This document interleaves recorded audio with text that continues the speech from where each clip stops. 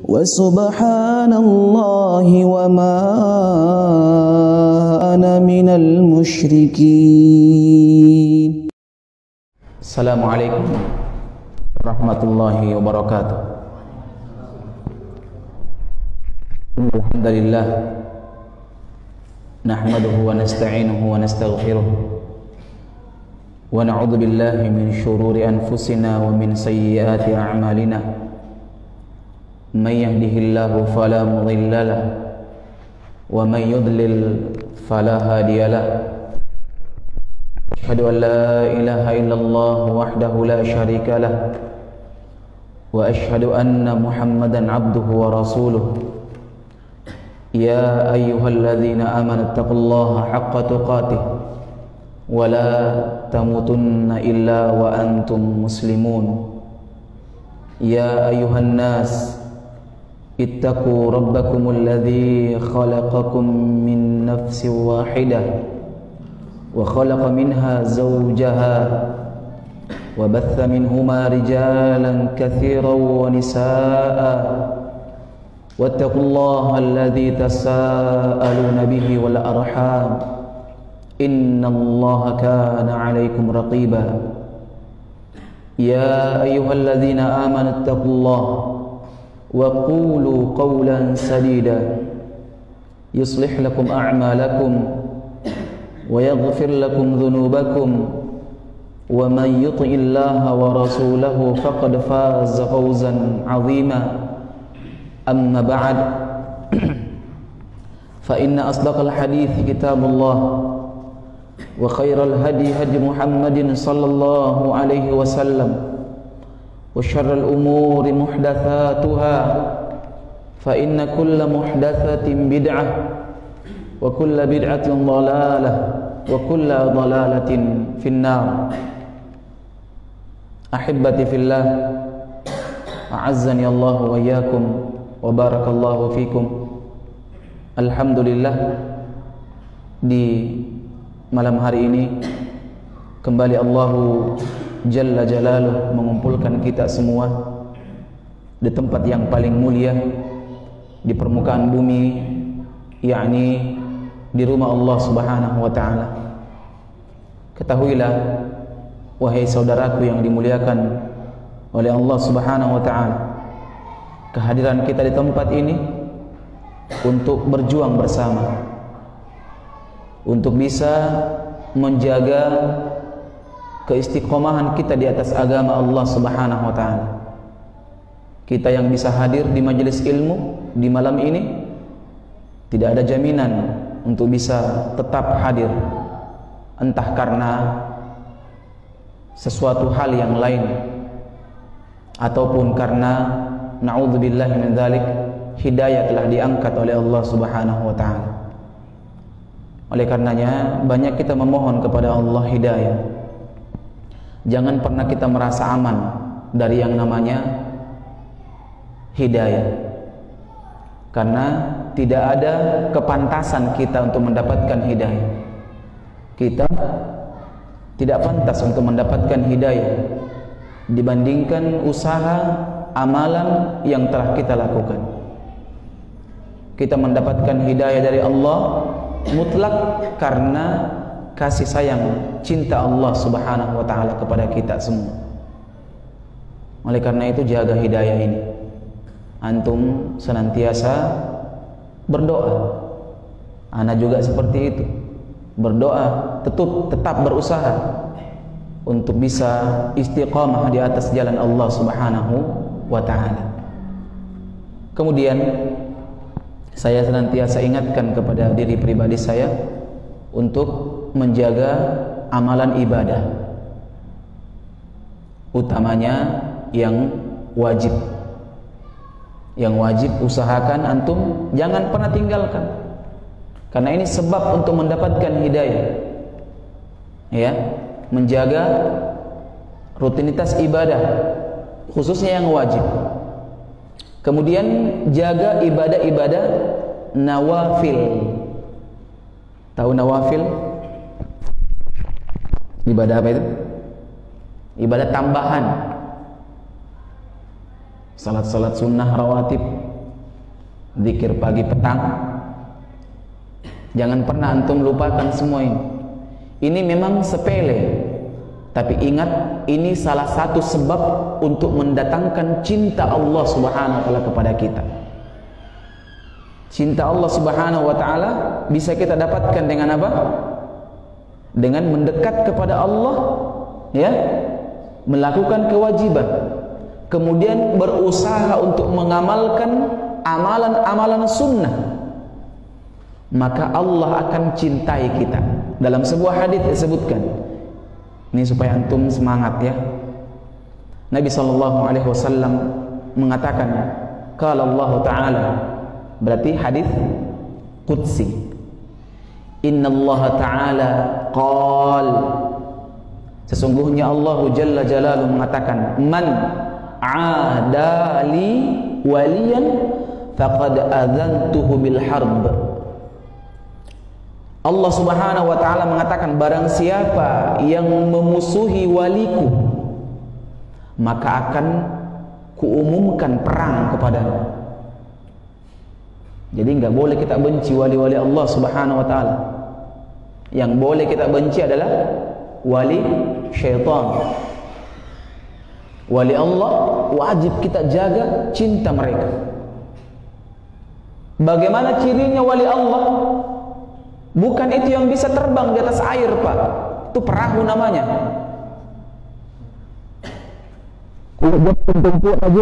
Kapal anjorin tewali. Atau yang bisa terbang, ya, lenri barat di moncong, pesawat namanya itu, Pak. Bukan wali namanya ini. Imam Syafi'i mengatakan, kalau ada orang seperti ini, ketahui dia wali syaitan. Bisa hilang-hilang. Apalagi pun anak-anak mau nak kirimak ke sambayang. Kasarakku jintun cini. Alusukku nyigri Makkah. Ini kedustaan semua ini. Ini bukan wali Allah seperti ini, Pak. Ini orang malas. Lihat, Allah katakan siapa walinya. Dalam hadis ini disebutkan,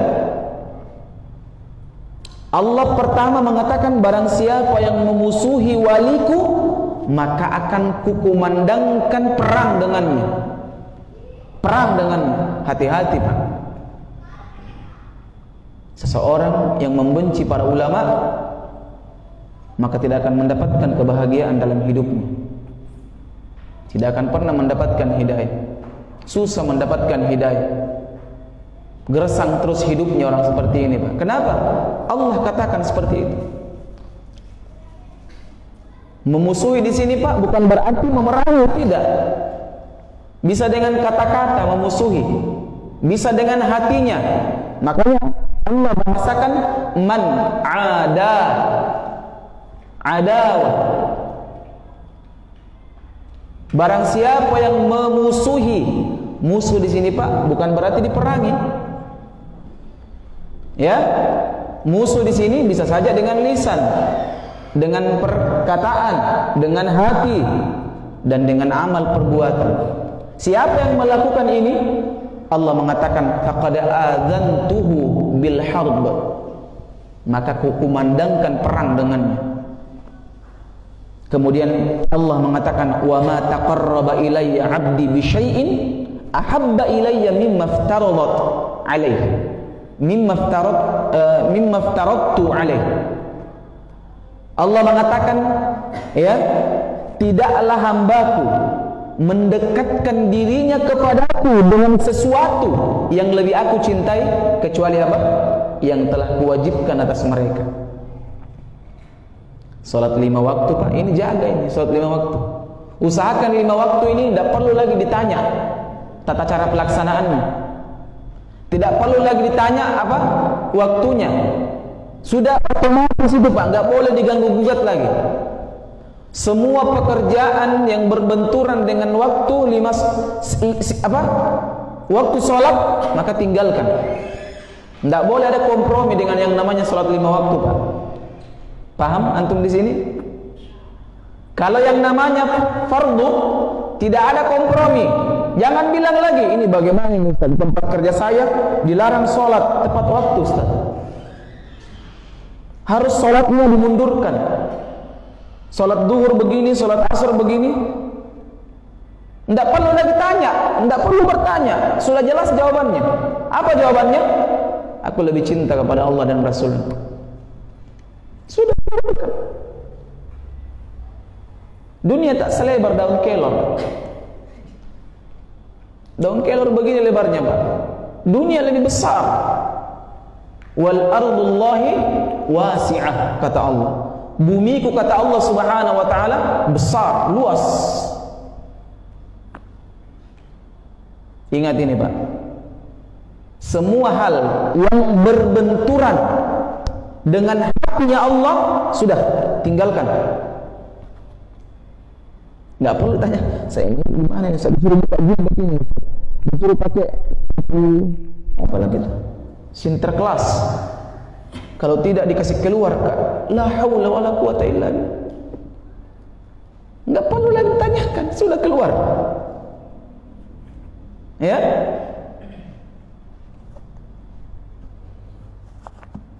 Kaidah dalam Islam baku Pak.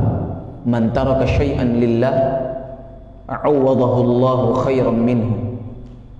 Barang siapa yang meninggalkan sesuatu karena Allah, maka pasti Allah akan ganti dengan yang lebih baik. Ini janjinya Allah Pak. Janji itu tidak perlu lagi antum tagi-tagi. Kalau Allah berjanji Pak, innallaha la tukhliful mi'ad. Yang namanya janji itu tidak perlu lagi antum tagi Allah, karena Allah tidak pernah lupa. Pasti Allah akan penuhi janji. Paham sampai di sini? Nah, kemudian Allah mengatakan, wa ma yazalu 'abdi yataqarrabu ilayya bin nawafil hatta uhibbah. Masya Allah. Dan tidaklah hambaku terus menerus mendekatkan dirinya kepada dengan amalan-amalan nawafil, amalan-amalan sunnah, sampai aku cinta kepadanya. Lihat Pak, Allah cinta kepada kita. Ya, Allah cinta kepada kita. Utamanya ini jaga salat sunnah rawatib. Ini minimal. Tahu salat sunnah rawatib ya? Yang mana rawatib itu? Mengiringi salat wajib. Betul juga. Tapi salat rawatib itu boleh diqadha, boleh jauh dari salat rawatib. Itu yang 10 atau 12 rakaat. Ya, 2 rakaat sebelum subuh, 2 atau 4 sebelum zuhur, 2 rakaat setelah maghrib, zuhur, 2 rakaat setelah maghrib, dan 2 rakaat setelah isya, 12 rakaat. Ibnu Umar meriwayatkan 10 rakaat. Yakni yang diperselisihkan itu antara 4 atau 2 sebelum zuhur.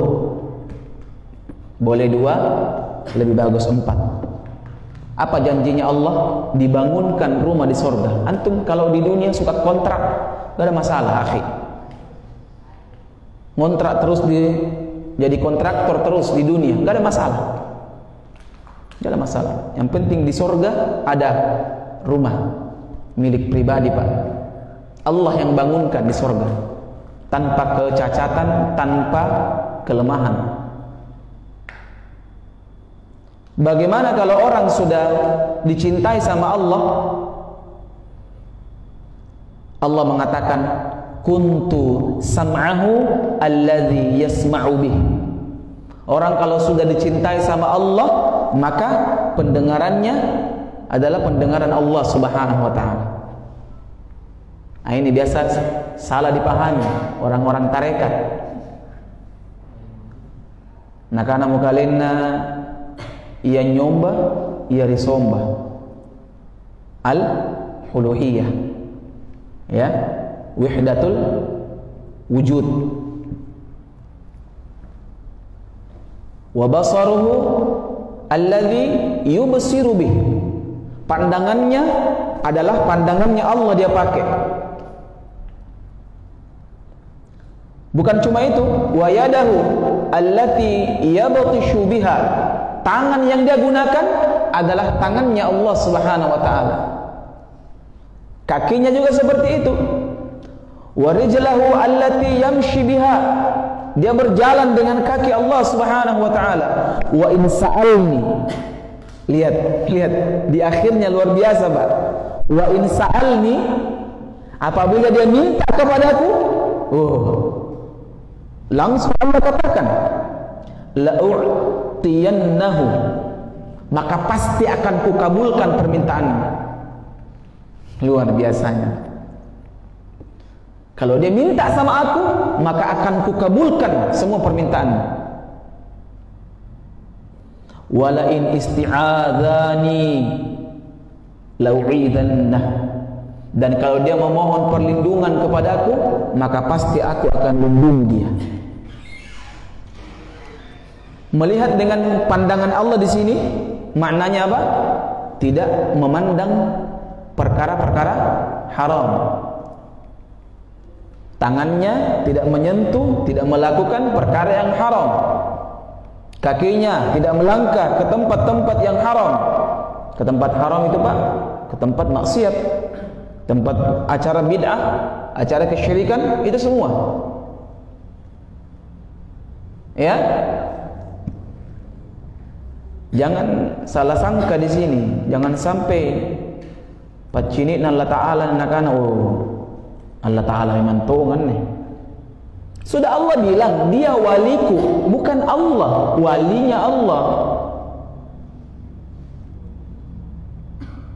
Jadi ingat di sini, ikhwan sekalian, apa antum bisa ingat di sini? Jaga amalan. Antum mungkin capek, tidak seberapa capek, paksa dirinya antum. Ada saatnya itu antum akan istirahat. Ada saatnya. Ya. Ada saatnya antum berhenti untuk beramal. Ada saatnya. Kapan itu? Ketika kematian mendatangi kita. Kematian mendatangi. Ya. Al-ikhwah rahimakumullah. Ini yang perlu saya ingatkan kepada antum semua, kepada saya juga pribadi, diri saya, dan kepada ikhwan sekalian. Ikhwan sekalian yang dimuliakan oleh Allah Subhanahu wa taala, kita lanjutkan. Allah Subhanahu wa taala mengatakan, wa qadha rabbuka alla ta'budu illa iyyah wa bil walidaini ihsana. Ini surah apa? Al-Isra ayat yang ke 23 atau 24. Suaranya barakallahu fiik. Nah. Ya, surah Al-Isra. Nah, ini surah Al-Isra merupakan ya surah yang di mana Allah Subhanahu wa taala menyebutkan titel yang paling tinggi di dunia itu apa? Apa titel yang paling tinggi? Abdun, hamba. Ini insyaallah akan menjadi tema khutbah Jumat kita nanti. Ya. Nah, ayat ke-23 coba lihat. Ini surah ke-17 ya, surah Al-Isra ayat ke-23. Allah mengatakan, wa qadha rabbuka alla ta'budu illa iyyah wa bil walidaini ihsana imma yablughanna 'indakal kibara ahaduhuma aw kilahuma fala taqul lahumā uff wa la tanharhuma wa qul lahuma qawlan karima. Lihat, Allah Subhanahu wa taala mengatakan wa qadha, dan telah Allah wajibkan, telah Allah perintahkan, ya, dan Rabbmu telah mewajibkan untuk tidak menyembah kecuali kepadanya semata. Ya, untuk apa? Tidak menyembah kecuali kepadanya semata. Ini hebatnya, luar biasa ini. Langsung mengajarkan tauhid kepada kita semua, bahwa penyerahan ibadah yang benar adalah kepada Allah. Selain Allah, maka sembahannya batil. Ada enggak orang menyembah kepada selain Allah? Banyak. Menyembah Nabi ada, menyembah patung, menyembah pokok-pokok, buik-buik, banyak sembahan-sembahan. Tapi semua sembahan itu batil. Allah yang bilang, alla ta'budu illa iyyah, supaya agar kalian semua menyembah, tidak menyembah, ya, kecuali kepadanya semata. Lihat hebatnya ini. Ayat ini sudah jelas mengajarkan kepada kita tidak ada persamaan dalam agama. Kan banyak sekarang orang semua agama sama aja, sama aja. Sama orang mengaji sama orang baca Quran, Pak, menyanyi sama. Orang menyanyi, orang mengaji sama. Ini orang ini otaknya di mana ini disimpan? Ya, berarti sholatnya dia tidak yakin benar sholatnya, tidak yakin itu sholat mengantarkan kepada kebaikan. Saya heran sama orang seperti ini, Pak. Ada juga orang hidup begini pemahaman, ngeri jemaah. Ini pemahaman sesat dan menyesatkan. Kemudian Allah katakan wabil walidaini ihsana, dan kepada keduanya berbuat ihsanlah kalian. Di sini tidak disebutkan ihsan, amalan apa yang antum lakukan. Yang jelas kepadanya dan kepada keduanya berlaku ihsanlah kalian. Kemudian Allah mentafsir, imma yablughanna 'indakal kibara ahaduhuma aw kilahuma fala taqul lahumā uff. Apabila jika salah seorang di antara keduanya atau keduanya, ya, tua sampai berumur di tangan kalian, maka hati-hati jangan sampai kalian mengucapkan perkataan uff. Wala tanharhuma, jangan kau menghardiknya, enggak boleh marah-marah sama orang tua, Pak. Marah tinggi bahasa ini enggak boleh, haram. Iya, ngapa nah? Enggak boleh, haram. Ini dosa besar, Pak, dosa besar ini. Itu uff, saya pernah dengarkan salah satu di antara terjemahannya itu, oh bacok, umpamanya bacok namanya, ada sih namanya bacok ya, afwan ya. Oh fulan, kalau fulan orang nggak tahu. Masa kembali picin nak, tapi termasuk ini dosa ini. Walaupun mentaati, tapi diawali dengan kalimat uff. Hati-hati Pak kalau orang tua, berat. Saya bahkan heran orang ini sudah ikut kajian tapi kurang ajar sama orang tuanya. Masih banyak seperti itu. Bahkan orang tua ngomong sama saya, Ustaz, itu adet tak lebih bagus dulu, Ustaz. Lebih bagus ben dulu. Dulu tidak sholat, tidak jenggotan, tapi bagus sama saya. Kamu newa, nacini neraka. Iya, dia neraka sampai ada nenek ngomong sama saya, nak kepaeng ustaz punna senaraka nak kan, pas sama pantaran kalina soroga katanya, barra saben.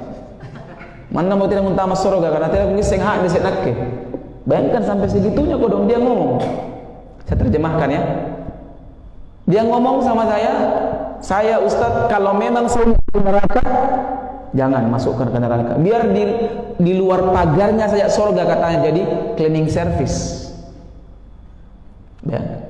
Saking buruknya adab. Makanya Allah mengingatkan ini, ahli tauhid itu sudah pasti dia berbakti sama orang tua. Lihat ayatnya, ini ayat ini Allah tidak sembarang ini mengaitkan ini Pak. Ini bukan kebetulan ini, tidak sama dengan kita. Nenu ciri sumpah ya ini spontanitas namanya Pak. Tapi kalau Allah mengurut sesuatu, itu bukan kebetulan dengan ilmu dan kedudukan. Tidak perlu tuh Allah sebut nama disepadankan Abu Jahal, Abu Lahab dengan namanya Allah, tidak mungkin. Ya, ini bukan kebetulan ini hikmah di sini. Apa hikmah yang paling pertama Pak? Itu ahli tauhid itu sudah pasti berakhlak sama orang tuanya, sudah pasti. Jadi kalau ada yang mengaku nemeslinan ahli tauhid ini Ustaz, tapi kasar sama orang tuanya, ndak akur sama mertua Pak, ndak akur, maka tabe belum pikir ahli tauhid, masih ada sesuatu. Makanya ikhwan fiddin, azzakumullah, barakallahu fikum. Ya, ini antum jaga akhlak antum kepada Allah Subhanahu wa taala. Kemudian jaga adabnya antum terhadap kedua orang tua. Muliakan mereka Pak. Ini tiket masuk surga sebenarnya. Tiket masuk surga. Pernah antum dengar kisah Uwais bin Amir Al-Qarni? Pernah dengar? Pernah kan? Uwais. Beliau ahli hadis? Bukan. Penghafal Quran? Bukan. Perawi hadis? Bukan. Tidak pernah. Sami'tu akhbarana Uwais. Tidak ada hadis begitu. Amba'ana haddatsana, enggak ada hadis begitu. Uwais enggak ada. Tapi Uwais kata Nabi, kalau diangkat tangannya ke langit, pasti Allah kabulkan doanya. Pasti. Lihat. Makanya Umar itu tiap hari tunggu-tunggu Uwais, minta didoakan sama Uwais. Umar, siapa tidak kata Umar bin Khattab? Tapi Nabi bilang, kalau engkau mampu untuk minta diistighfarkan, dimohon ampunkan, maka minta ampun untukmu. Akhirnya Umar mengatakan, istaghfir, mohonkan ampun aku kepada Allah, wahai Uwais. Uwais pun mendoakan. Pertanyaannya Pak, apa kelebihannya ini Uwais? Kenapa sampai kalau angkat tangan ke langit pasti dikabulkan? Ini bukan main-main Pak. Nabi yang bilang ini. Nabi yang bilang. Belum ada sahabat yang dikatakan ketika angkat tangannya ke langit pasti dikabulkan doanya. Belum. Siapa sahabat yang dikatakan pasti terkabul doanya kalau minta? Ada? Tidak ada. Sahabat cuma dijamin masuk surga. Adapun keutamaannya mengangkat tangannya nggak ada. Coba cari siapa. Tapi ini tabi'in, orang yang tidak pernah berjumpa dengan Rasulullah, tapi dikabarkan sama Nabi kalau diangkat tangannya ke langit pasti dikabulkan doanya. Apa kelebihannya Pak? Ternyata beliau punya ibu. Beliau sangat berbakti kepada ibunya. Ini Uwais. Dia muliakan betul ibunya, dia suapi ibunya. Ibunya sudah tua, rentah. Beliau tinggal di Yaman. Beliau tuh mau sekali ketemu dengan Rasulullah. Maaf sekali, sejaman dengan Nabi, Uwais ini. Tapi beda kampung. Yaman dengan Madinah, ya 2 jam perjalanan kalau pesawat. Ya. Nah, pernah mau minta izin sama ibunya, tapi tidak tega ini Uwais. Saya tidak tega. Pernah mau minta izin sama ibunya, dia lihat ibunya sudah tua, tidak tega lagi. Tidak tega beliau. Mau izin, Mak, mau ketemu dulu sama Nabi. Coba, pasti diizinkan Pak, tapi Uwais tidak mau menyakiti ibunya, tidak mau membuat ibunya ini terpaksa, karena disayang betul ini anak. Ya, akhirnya dia gendong mamanya, dia papah mamanya, dia suapi, dia pokoknya dia urus baik-baik. Apa hadiahnya? Hadiahnya diberikan predikat luar biasa sama Allah. Didengarkan doanya oleh Allah Subhanahu wa taala. Ingat baik-baik ini. Ya, saya ulang sekali lagi. Ciri khas Ahlus Sunnah, ciri khas seseorang yang bertauhid, bagus tauhidnya kepada Allah, pasti dia berbakti kepada orang tuanya. Sebenarnya orang tua Pak gampang itu orang tua sebenarnya. Saya sudah rasakan. Antum dakwahi orang tua berapa lama? Ada ikhwan pernah datang kepada saya. Ustaz, ya Allah,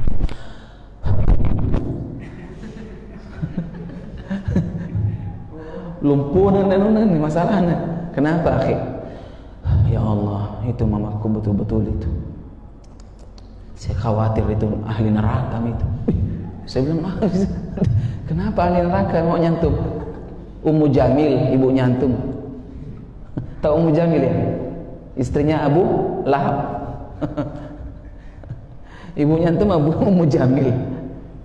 Enggak, Ustaz. Masa saya nasihati? Baik-baik saya nasihati. Berapa kali antum nasihati? Siang malam Ustaz. Berapa tahun? Baru berapa bulan ya Ustaz? La ilaha illallah. Baru berapa bulan sudah dicap? Lihat, sudah dicap. Padahal ini saya kasih konsep antum supaya antum tidak stres. Antum kalau mendakwahi seseorang, jangan yang ada di kepala antum itu dia bisa ikut yang antum dakwahkan. Kalau antum mindsetnya apa ya? Di pikirannya antum itu tadi dia bisa seperti kita, maka antum akan stres. Kenapa? Karena hidayah di tangan Allah Subhanahu wa taala. Terus bagaimana sikap seorang dai? Sikap seorang dai sebagaimana yang Allah Subhanahu wa taala katakan, wa inna ma'alaikal balagh. Engkau cuma penyampai saja. Jadi kalau kita nasihati orang, Pak, memang ada harapan untuk dia mendapatkan hidayah, tapi bukan itu penyemangat kita. Apa penyemangat kita, Pak? Wa man ahsanu qawlan mimman da'a ila Allah. Siapa yang lebih baik perkataannya, kata Allah, daripada orang-orang yang menyampaikan kebaikan, orang yang mengajak kepada Allah. Jadi setiap orang, pahala besar yang antum dapatkan. Nggak usah memikirkan ini orang kepala batu memang tongin, ini kucing ini. Lihat, ini hati-hati nih Pak, perkataan seperti ini bisa-bisa kembali sama diri kita ini. Kembali sama diri kita. Pernah nggak antum dengar ada ustadz dengan bajingan berteman? Ini ustadz dapat hidayah dia, ahli ilmu, ahli ibadah. Ini temannya bajingan dia. Tiap hari diajak. Ini bajingan karena sudah jempel sama ini orang, cara ngajaknya nggak bener. Dia bilang apa? Kau urus sendiri dirimu. Akhirnya apa kata ahli ibadah ini? Engkau tidak akan diampuni oleh Allah Subhanahu wa taala. Lihat, kemudian Allah mewafatkan keduanya, kemudian membangkitkan keduanya dan ditanya, apa yang telah engkau katakan wahai fulan? Bukankah engkau mengatakan ini dan ini? Apa dia katakan? Iya ya Allah. Apa kata Allah Subhanahu wa taala? Sekarang saya ampuni dia dan saya akan masukkan kau ke dalam neraka. Siapa yang diampuni?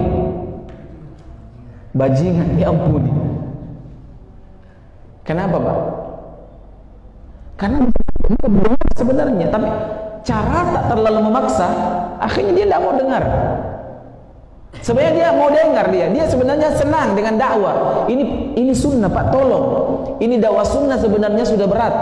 Dakwah sunnah ini, tolong jangan perberat, perusak dengan akhlaknya antum yang buruk.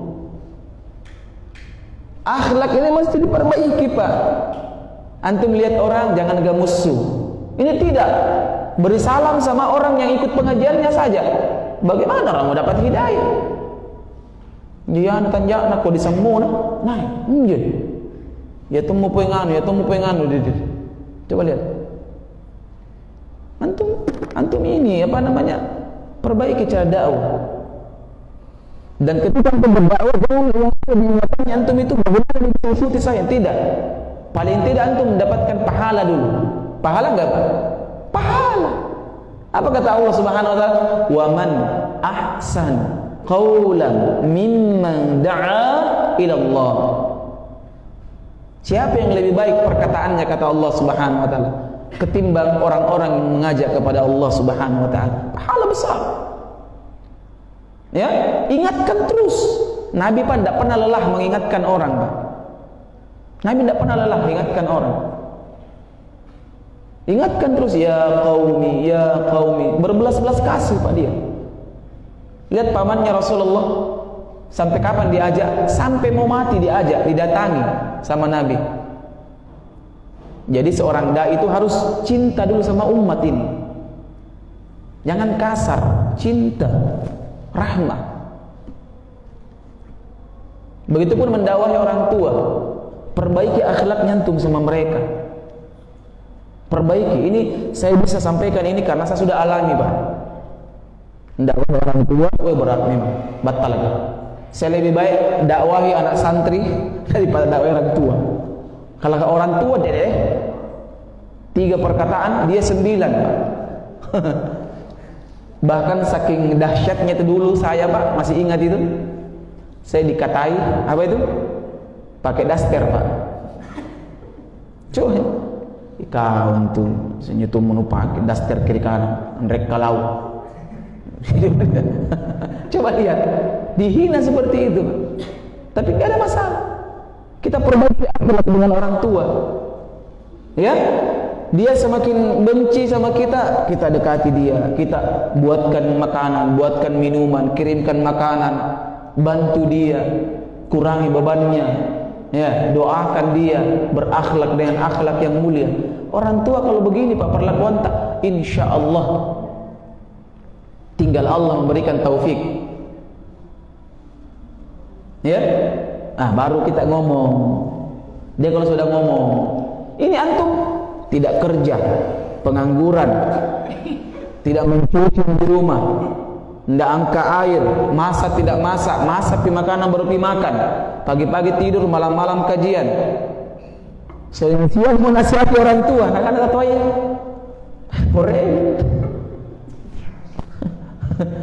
pergi dari sini, benalu dalam rumah, la haula wala quwwata illa billah.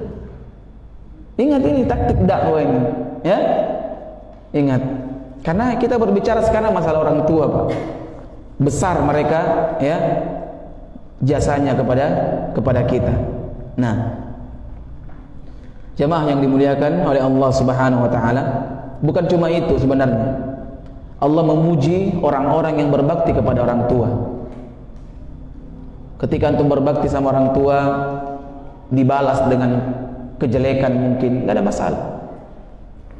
Ya, dibalas dengan kekasaran, nggak ada masalah. Kita berbakti kepada orang tua karena Allah Subhanahu wa taala. bukan karena siapa-siapa, bukan karena supaya kita dikasih uang, tidak, karena Allah yang perintahkan.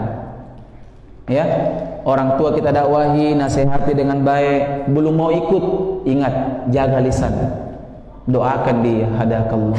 Jangan keras-keras suaranya, hadakallah. Apa nukana? Ya, hadakallah jika dalam hati saja. Hadakallah ya Allah, berikan hidayah sama orang tua saya. Doakan terus, angkat tangannya antum terus. Ya. Kemudian amalan yang paling dicintai oleh Allah Subhanahu wa taala, apa itu? Berbakti kepada orang tua. Amalan yang paling Allah cinta. Ya. Kemudian yang paling luar biasa, Pak, napa barakah Allah taala umurta. Allah akan berkahi hidupnya orang yang berbakti kepada orang tuanya. Allah akan berkahi hidupnya. Ya. Makanya ikhwan fiddin, azzakumullah wa iyyakum, barakallahu fikum, jaga mereka baik-baik. Ya. Kalau antum emosi mungkin ingat-ingat, ya, antum keluar dari rumah, tenangkan dirinya antum. Apalagi antum sudah belajar, maka jadikan itu ilmu yang antum tuntut, ya, adalah penyeimbang turun emosinya antum ketika antum sedang emosi. Allah taala alam bissawab. Semoga bermanfaat, ya. Hadanallahu wa iyyakum ajma'in. Subhanakallahumma wa bihamdik, asyhadu an la ilaha illa anta, astaghfiruka wa atubu ilaik. Assalamualaikum warahmatullahi wabarakatuh.